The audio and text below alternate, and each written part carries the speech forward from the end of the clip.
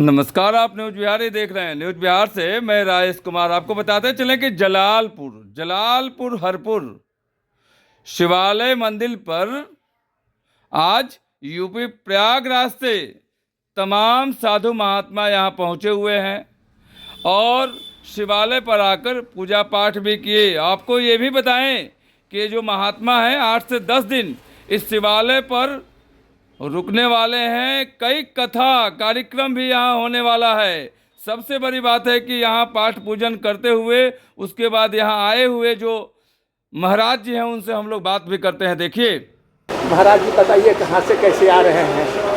हम लोग श्री पंचायती अखाड़ा बड़ा उदासीन निर्वाण भ्रमणशील मंडल ये है और ये अभी प्रयागराज से कुंभ मेला करके हम लोग वहाँ से निकले हैं और वहाँ से गोपीगंज और बनारस, देवगांव, आजमगढ़ और कप्तानगंज और सैदपुर वगैरह और बलिया होते हुए जी हम यहाँ पर छपरा श्री उदासीन गुरुकुल वेदांग विद्यालय जो है अपना, जिसका संचालन हमारे परम आदरणीय परम सम्माननीय श्रीमान महंत दामोदर दास जी महाराज कर रहे हैं और इनकी अध्यक्षता में बड़े यहाँ संत भगवंत निवास करते हैं। और पवित्र जो हमारी ऋषि परंपरा है, ऐसे हमारे उस परंपरा का आवाहन करते हुए ये सब पवित्र जो हैं ब्रह्म बालक जो हैं ऋषि कुमार यहाँ पर रह कर के वेदांत का अध्ययन कर रहे हैं, वेद का अध्ययन कर रहे और भी समस्त शास्त्रों के यहाँ पर पठन पाठन हो रहा है।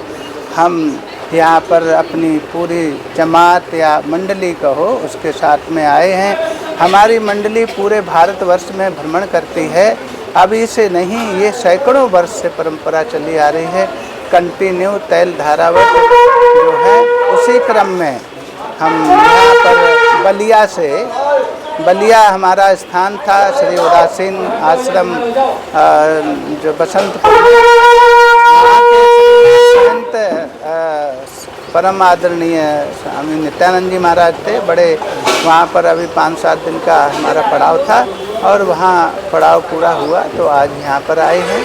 अब यहाँ पर कुछ दिन भगवान आशुतोष की सन्निधि में यहाँ रहेंगे और हमारे ये सभी पवित्र ऋषि कुमार हैं, सभी संत भक्त हैं।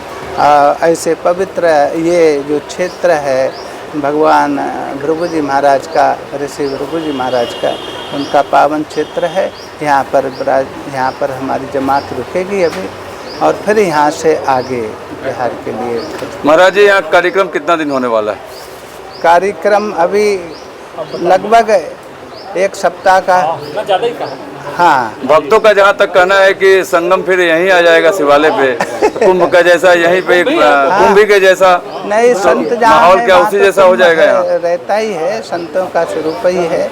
सब आकर के मिलें, सब सत्संग करें, विचार करें, तो सबका स्वागत है। यहाँ सुबह 5 बजे आरती प्रार्थना होगी, उसके बाद में बाल भोग होगा। फिर 9 बजे से यहाँ निरंतर जो है पाठ चलता है हमारा, जो है श्री मात्रा शास्त्र का, हनुमान चालीसा का, वो होता है 1-1.5 घंटे 2 घंटे तक।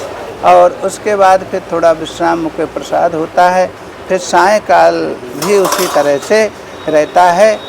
4 बजे से 6 बजे तक सत्संग का कार्यक्रम रहता है और उसके बाद में फिर सायंकाल की आरती प्रार्थना होती है, प्रार्थना होती, कीर्तन होता है और फिर प्रसाद होता है।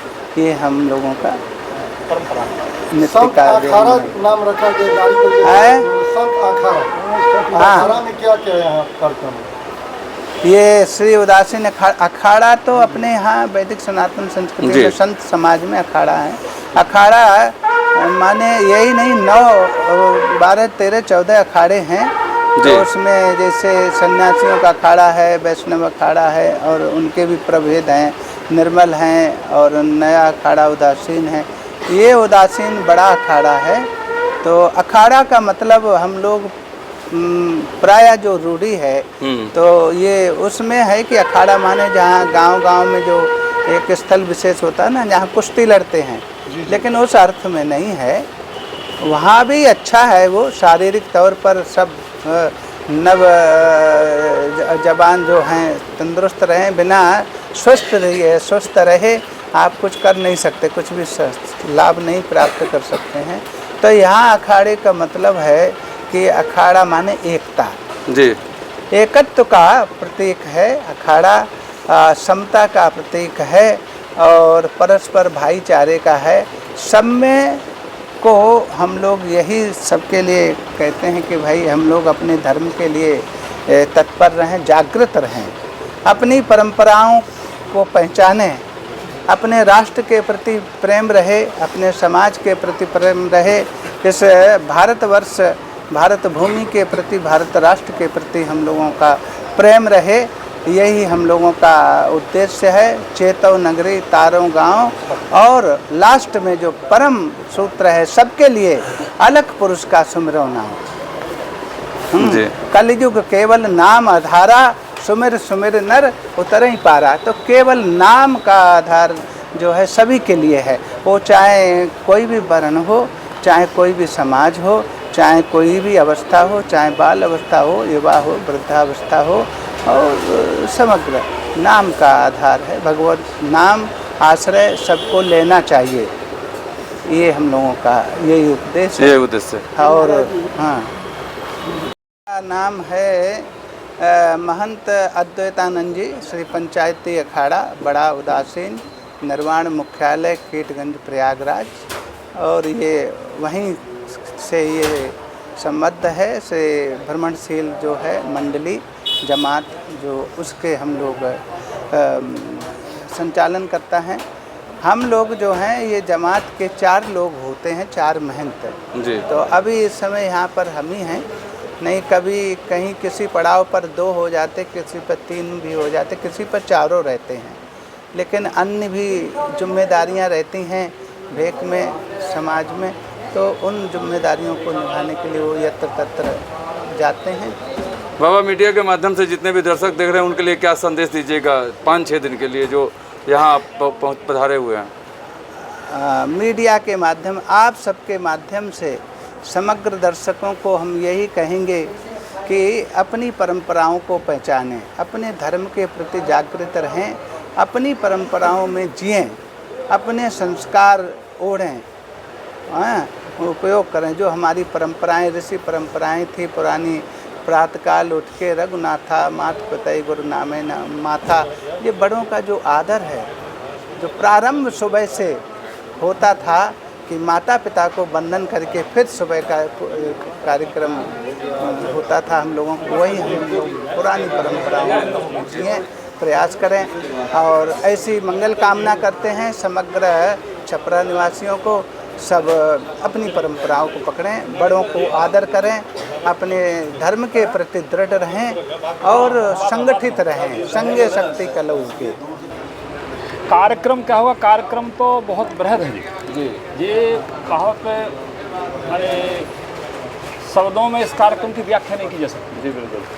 ये 50 वर्षों के बाद इस जमात ने बिहार में प्रवेश किया। जी। पहले आप लोग नाम सुनते हो कि जमात चलती थी, पर जमात आप लोग देखे नहीं होंगे। नहीं देखे नहीं है, सुनते थे। आज देखने को भी मिला, आज और देखने के लिए भी देखने को मिला था। तो ये बहुत बृहद कार्यक्रम है। सवेरे भोर में 4 बजे से आरती पूजा होगा। जी जी जी। उसके बाद में 7 बजे नाश्ता होगा। उसके बाद में फिर सत्संग चलेगा। सत्संग के बाद में फिर 12-1 बजे प्रसाद, भोजन प्रसाद होगा। सत्संग विश्राम करेंगे और फिर 4 बजे से फिर कुछ सत्संग भजन यहाँ होगा। तो ये नित्य प्रति क्या जीवन का सार क्या है? हमारे यहाँ कहते थे कि बसंत आता है तो प्रकृति मुस्कुराती जी। और संत आते हैं तो संस्कृति मुस्कुराती जी। तो गोस्वामी जी लिखे बोले, संतन की महिमा रघुराई, बहु विधि वेद पुराणन गाई। संतन की महिमा रघुराई, तो संत, हमारे यहाँ कहा जाता है संतों का नगर में आना भाग्य है। क्या? संत का नगर में आना भाग्य है। कहा संत का किसी के घर में आना महाभाग्य है। संत भी किसी को याद करता है तो उसका सौभाग्य है, और संत भी किसी को याद कर ले तो परम भाग्य है। और कहा कि संत हो जाना जीवन में बड़ा भाग्य है, पर इतने होते हुए यदि जीवन में परिवर्तन ना हो, जीवन में सुधार ना हो, तो वो सबसे बड़ा दुर्भाग्य है। क्या? तो संतों का आगमन जीवन में सबसे बड़ी संपत्ति है। गोस्वामी जी लिखे क्या कि कह हनुमंत विपत्ति प्रभु सोई, और कहा जब तक सुमिरन भजन न हुई। तो संतन की महिमा, गोस्वामी जी नवदा भक्ति में भगवान राम जब पूछते हैं तो सबरी से भगवान राम कहते हैं क्या, बोले प्रथम भगति संतन कर संगा, दूसर रति मम कथा प्रसंगा। तो हम हमेशा कहते हैं कि जीवन जीने का ढंग सीखना है तो संतों से सीखो। क्या? कपड़ा एक चूहा भी काटता है और कपड़ा एक दर्जी भी काटता है, पर कहा काटने में अंतर है। क्या? अभी कपड़ा चूहा काट देता है तो कपड़े का बंटाढार हो जाता है, और वही कपड़ा दर्जी काट देता है तो कपड़े का उद्धार हो जाता है, कपड़ा सार्थक हो जाता है। वैसे ही मनुष्य का जीवन है। यदि संतों के सानिध्य में जीवन जी लिया, संस्कृति के सानिध्य में जीवन जी लिया, तो जीवन तीर्थ बन जाता है। क्या? जीवन चलता प्रथा प्रयागराज है, और कहा नहीं तो जीवन एक तमाशा बन जाता है। तो जीवन को तीर्थ बनाना है तो संतों के सानिध्य में आके त्याग क्या है, वैराग्य क्या है, इसकी परिभाषा हमारे संतों के सानिध्य में आकर के मिलती है कि त्याग किसी सब कुछ त्याग करके और समाज की सेवा में, धर्म की सेवा में, संस्कृति की सेवा में, परोपकाराय सताम विभूतया। तो कथा का भी समय नहीं, हाँ अभी हम लोग व्यस्त हैं, कथा घंटा 2 घंटा हम रोज सुनाएंगे, इसलिए आप आइए, आप लोग सौभाग्यशाली हैं, हम लोग आपको धन्यवाद देते हैं। दिए और बाबा भी दिए, तमाम यहाँ जितने भी अभी लोग सभी लोग दिए, बहुत बहुत धन्यवाद कि यहाँ की नगरी में आप लोग बाबा को यहाँ सभी को यहाँ लाए हैं। बहुत बहुत धन्यवाद बाबा, आपको भी नमस्कार, और पूरे मीडिया की तरफ से आपको बहुत बहुत धन्यवाद यहाँ इस धरती पर आए। साधुवाद साधुवाद साधु साधु साधु।